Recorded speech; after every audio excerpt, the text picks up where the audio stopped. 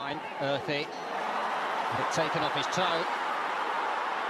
And Chowdhury. Hamza Chowdhury এ যেন বাংলার ভাগ রয়্যাল বেঙ্গল টাইগার। ধারাভাষ্যকার কক্ষে তখন বাংলাদেশের নামে যেন বজ্রধ্বনি গর্জন, হাজার হাজার দর্শকের চিৎকারে গগন বিধারী পরিবেশ।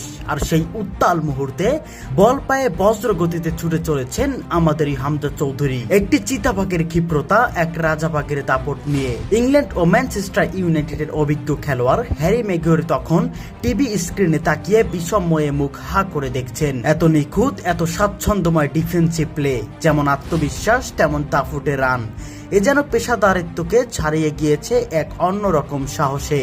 বিস্তারিত রিপোর্টে।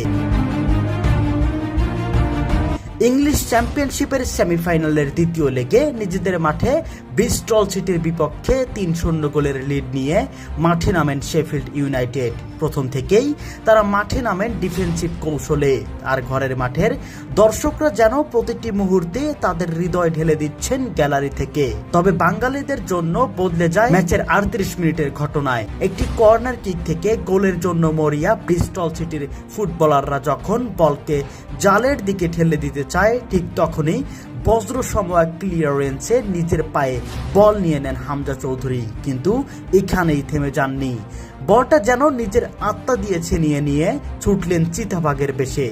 একাই পুরো মাঠ জুড়ে এমন দৌড়, এমন গতি, দর্শকদের চিৎকার তখন কানে তালা ধরিয়ে দেয়। ধারাভাষ্যকার হয়তো তখন বলতে বাধ্য, এ তো রয়্যাল বেঙ্গল টাইগারের দৌড়। ফুটবলে এমনটা সাধারণ মনে হলেও বাঙালির কাছে এতটুকুই ইমোশনালের জায়গা হয়ে দাঁড়িয়েছে। এক হামজা চৌধুরী বদলে দিয়েছে ফুটবল নিয়ে বাংলাদেশের স্বপ্ন দেখা।